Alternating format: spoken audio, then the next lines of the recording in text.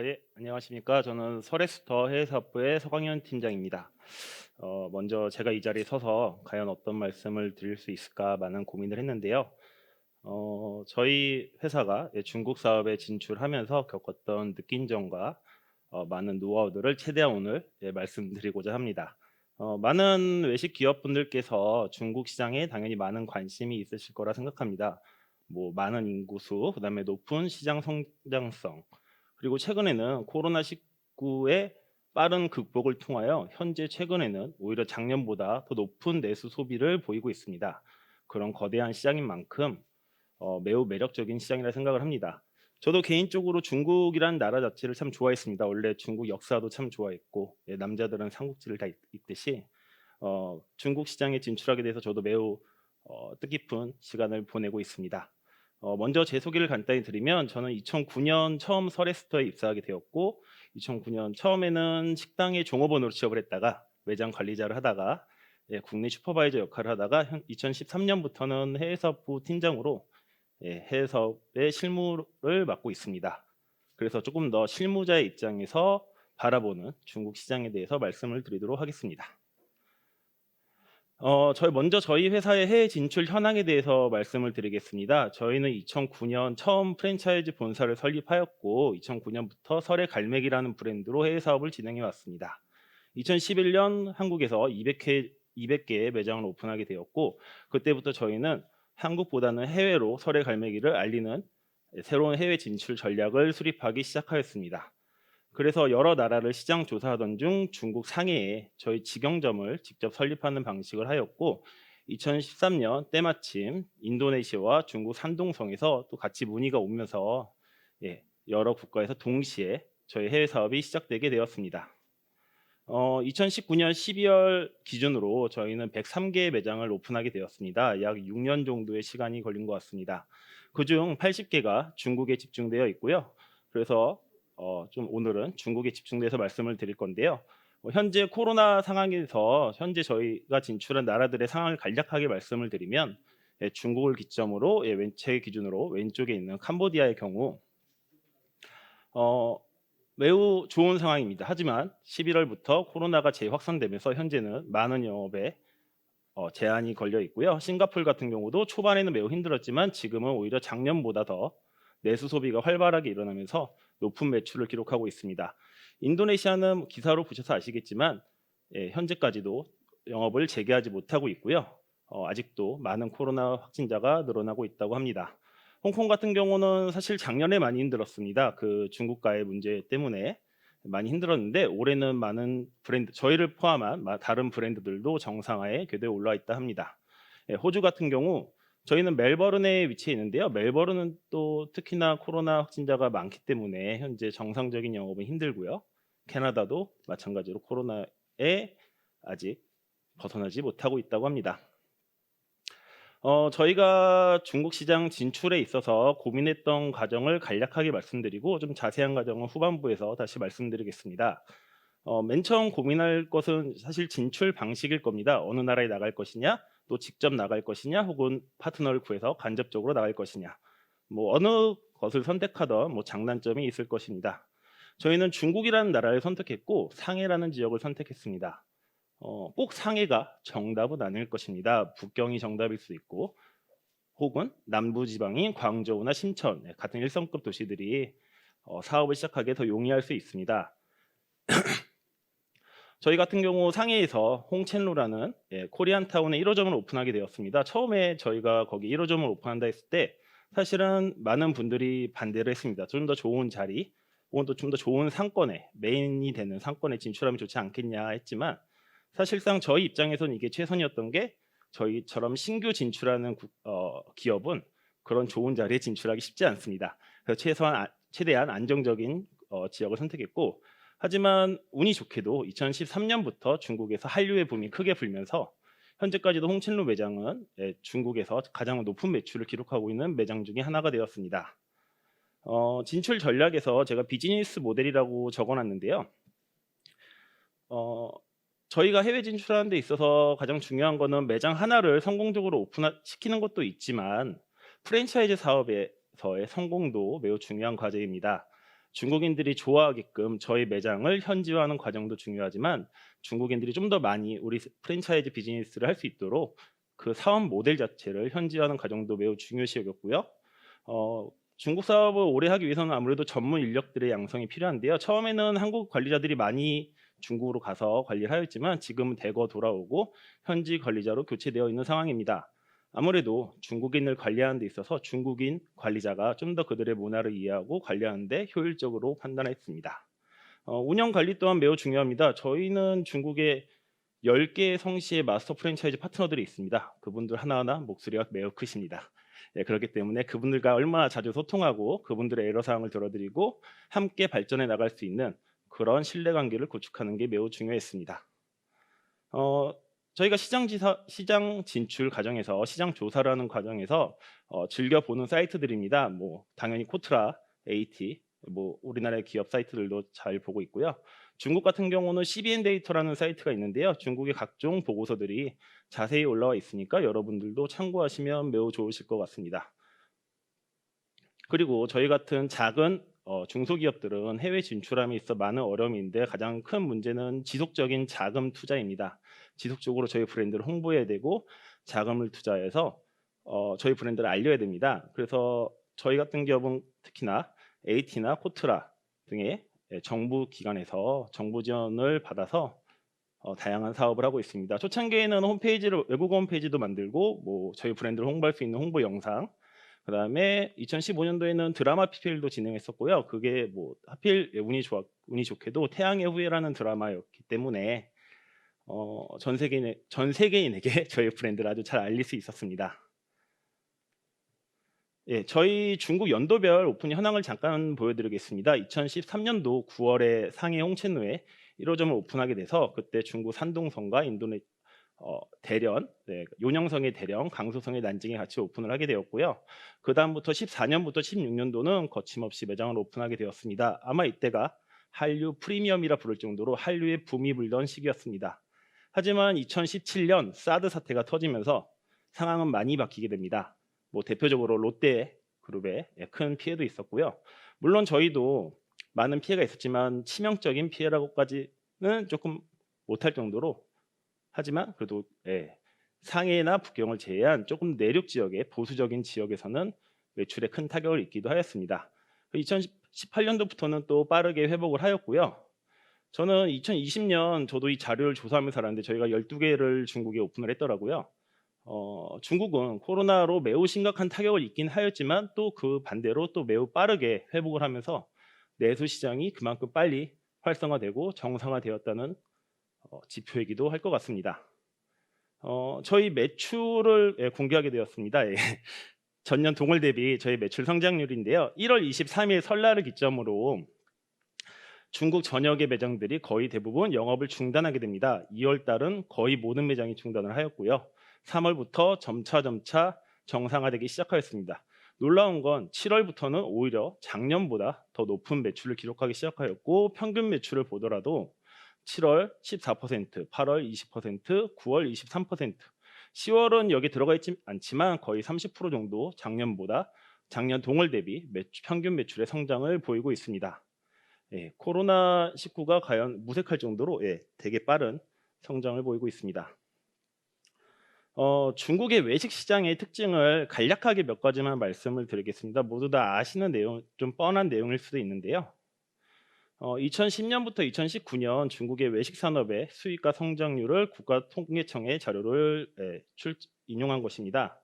2010년부터 2019년까지 중국의 외식 시장은 끊임없이 성장을 하였고 2019년 기준 46,721억 위안, 하나로 170원을 곱하면 한 750조 정도 되는 규모일 것입니다. 그리고 전년 대비 9.4% 성장을 하였고요. 이런 외식 시장의 성장에는 배달 산업의 성장이 매우 큰 역할을 했다고 보여지는데요. 2019년 산업 규모 6,536억 위안, 하나로 약 100조 원 정도의 규모로 성장을 하였고 올해는 뭐 사실 누구나 예상할 수 있듯이 배달 시장의 성장은 더욱 클 것이라 생각합니다. 간략하게 한국이랑 좀 비교를 하면요. 한국은 올해 들어서 배달에 대한 관심이 매우 늘어났습니다. 하지만 중국은 사실 몇 년 전부터 모든 제품이 배달이 가능했습니다. 심지어 길거리에서 파는 붕어빵 같은 간편식도 배달이 되었고요.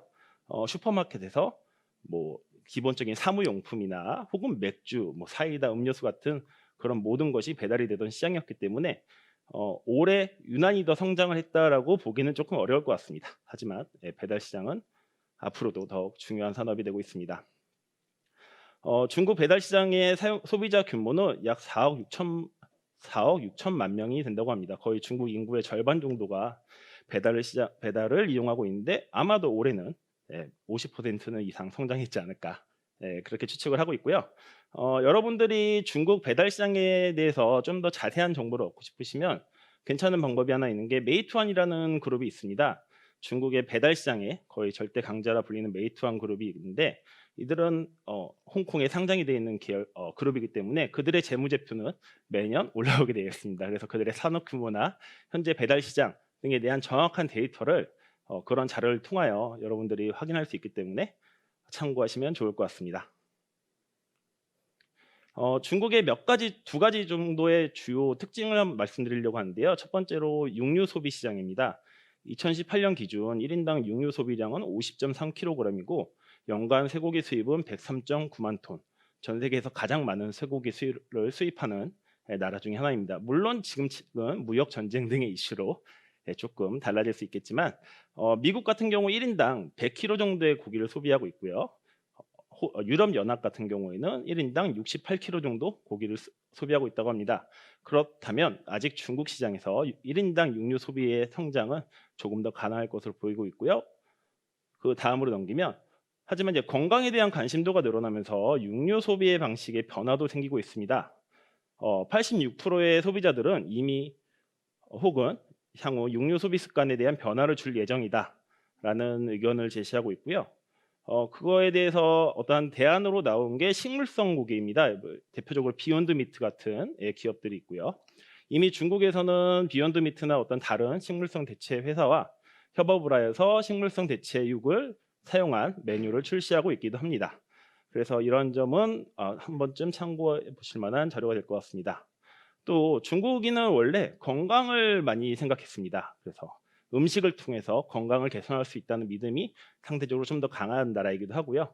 시간이 지날수록 건강에 대해서는 더욱 많이 높아지고 있습니다.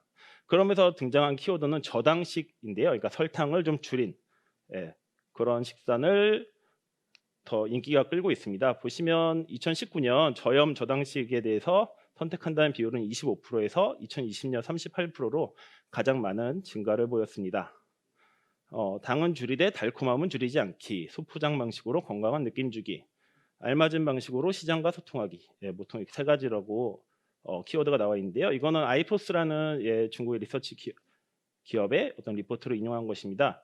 이런 방식으로 중국의 헤이트라 불리는 시차 혹은 다른 음료 브랜드들이 이런 방식을 적용하여 중국에서 매우 큰 성공을 거두고 있습니다. 그래서 음료 브랜드들은 관계자분들은 이런 사업 방안을 좀 참고하시면 좋을 것 같습니다. 코로나19의 피해에 대해서 중국 기업들을 말씀드리려고 하는데요. 사실 저도 중국을 가보지 못했기 때문에 올해 저도 제가 눈으로 본 것이 아닌 데이터에 의존하여서 말씀드리도록 하겠습니다. 중국 호텔 협회에서 발표한 설문조사 자료입니다. 설 연휴 기간 전년 대비 매출액은 90%가 감소했다고 합니다. 밑에 표는 이제 얼마나 감소했는지를 보여주는 것이고요. 중국 음식점의 영업 및 소비 회복 상황을 보면은 1월 말을 기준으로 거의 바닥을 찍었고요. 하지만 또 빠르게 정상화하여 5월 24일 기준 94.9%의 음식점 복귀율이 이루어졌고 외식 소비 또한 88.9%가 이루어졌다고 합니다. 지금은 100% 이상이라고 생각이 듭니다. 이러한 음식점의 회복에는 가장 큰 영향을 끼친 게 노란색 차트인 이제 배달 회복률을 볼 수 있는데요. 배달 회복률이 요식업 회복률보다 좀 더 높은 위치에 있으면서 음식점 전체의 정상화에 많은 기여를 했다고 생각이 듭니다. 외식 기업의 어려운 분포도에 대해서 설문조사한 것입니다. 첫 번째로 인건비, 이익 감소, 임대료 등을 이제 중국 기업들이 선정을 하였는데요.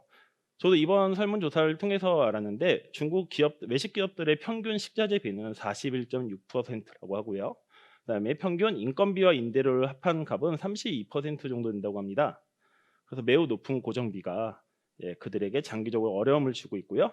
또한 이러한 상황이 3개월 지속된다면 현재 보유하고 있는 유동 재산으로 3개월 동안 버틸 수 있는 기업은 9% 미만이라고 하고요.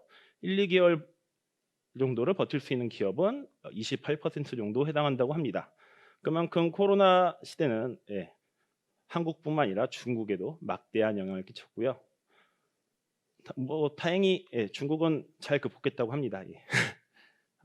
하지만 향후 전망은 참 좋았습니다. 결과적으로 지금은 결과가 어느 정도 나와 있지만 아무래도 중국인들의 보복성 소비가 크게 일어나면서 매출에 큰 기여를 하였고요. 국가의 부양책으로 임대료 면제, 세금 지원, 재정 지원 등을 하였는데 저희 같은 경우도 모든 매장이 똑같은 혜택을 받은 건 아니지만 코로나 기간 영업을 못한 기간 동안 한 달에서 2달 정도의 임대료 지원을 받기도 하였습니다. 또 건강에 대한 중요성이 부각돼서 건강에 대한 믿음을 주던 기업들은 조금 더 각광을 받는 시기가 되었고요. 온라인 업무 프로세스의 가속화가 되었다고 합니다. 사실 로봇 서빙 같은 경우 국내에서는 최근에 배달의 민족이라던가 다른 기업들이 이제 도입이 되고 있는데 중국은 이미 사실은 하고 있었거든요. 그게 조금 더 빨라졌다 정도 보시면 될 것 같습니다. 그리고 인터넷과 외식업의 융합 속도가 빨라짐. 오타가 있었네요. 당연히 휴대폰을 통하여 모든 게 이루어지는 세상이 되었고요. 사실 이미 중국은 거지도 QR 코드로 이렇게 돈을 모금할 정도로 QR 코드 문화가 아주 활성화되어 있었는데요. 이 코로나 시기는 그러한 속도를 매우 빠르게 가속화시켰다고 볼 수 있습니다.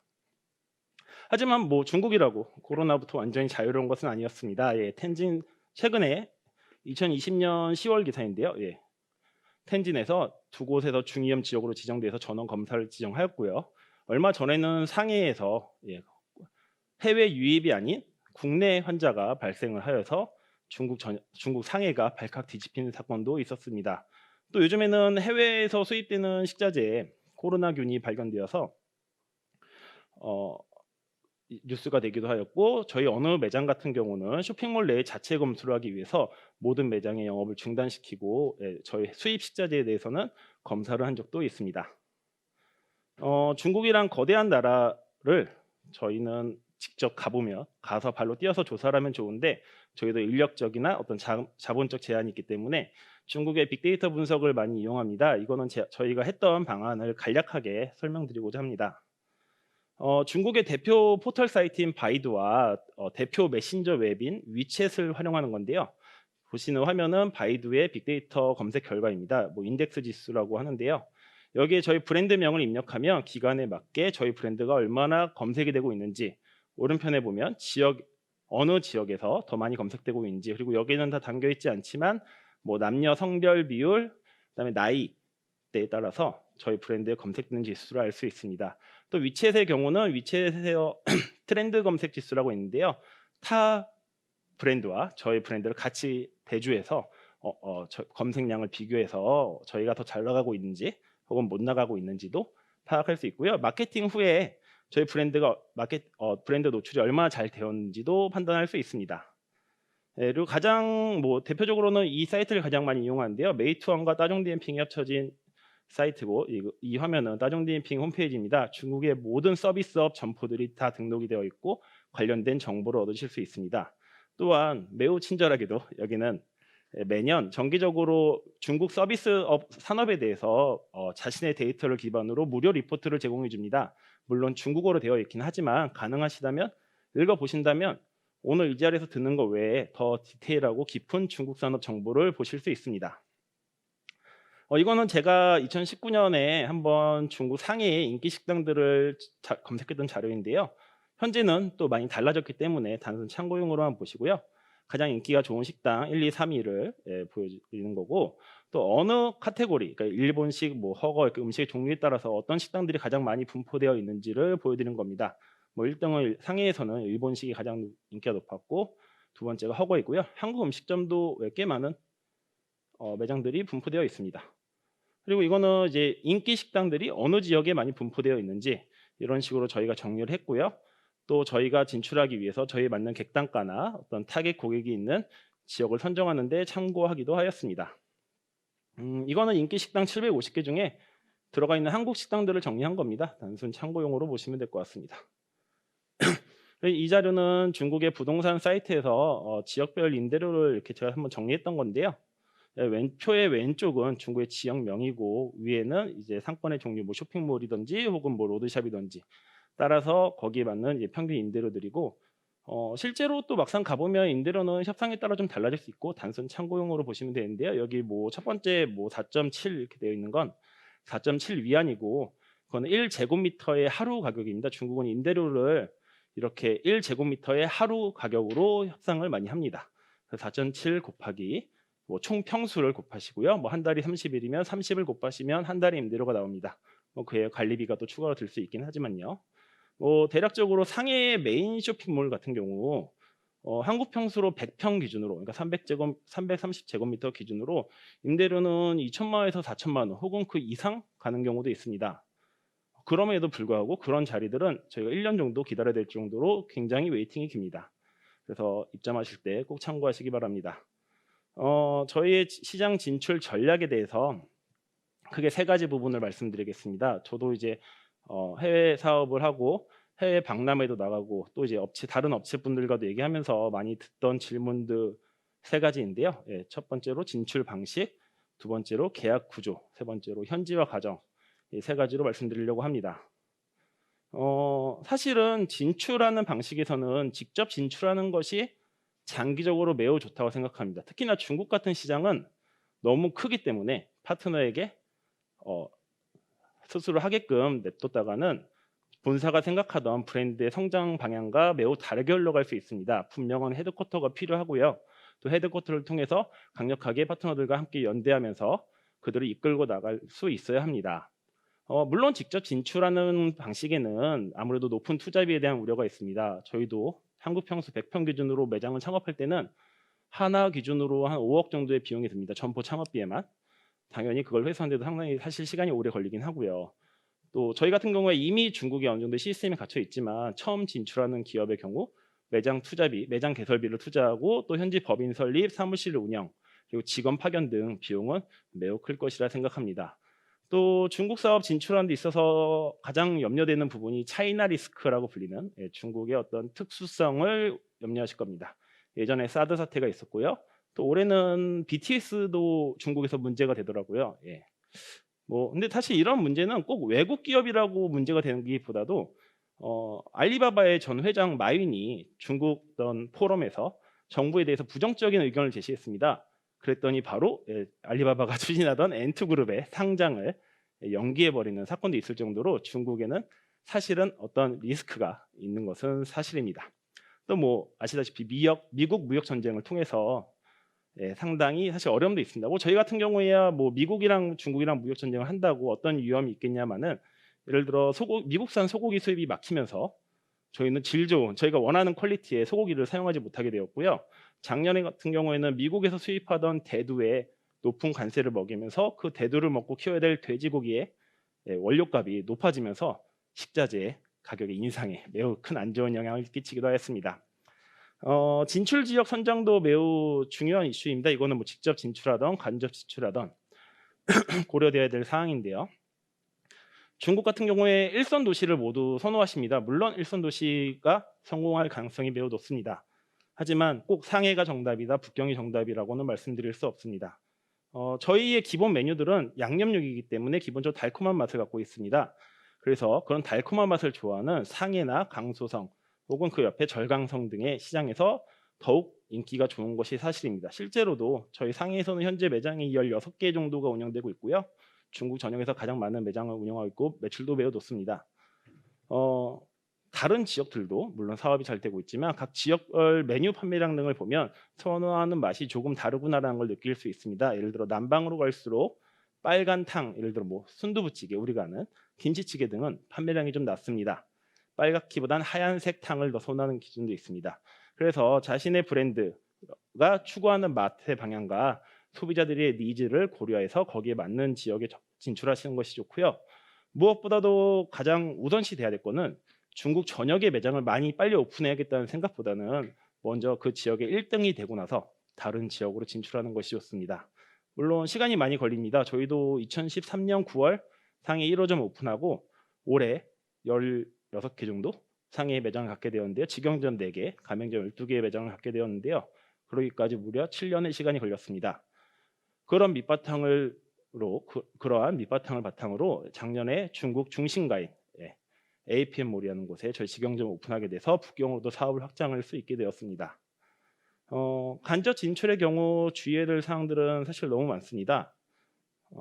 그거는 다음 부분에서 좀 더 설명을 드리겠습니다.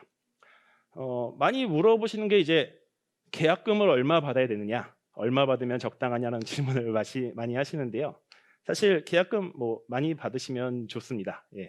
가능하나 많이 받을 수 있으면 좋은데, 외식 기업은 일반 기업과 다르게, 일반적인 뭐 제조업이나 뭐 그런 산업과 다르게 적정한 밸류에이션 측정이 참 어렵습니다. 우리가 한국에서 예를 들어 200개의 매장을 오픈했고 뭐 평균 매출액이 얼마고 뭐 이렇게 수익 구조를 갖고 있다 하더라도 그 사업 모델을 중국으로 갖게 되면, 혹은 뭐 상해, 뭐 북경으로 갖고 가게 되면 시장이 전혀 다르기 때문에 한국에서의 가치 측정은 해외에서는 그대로 적용되지 않습니다.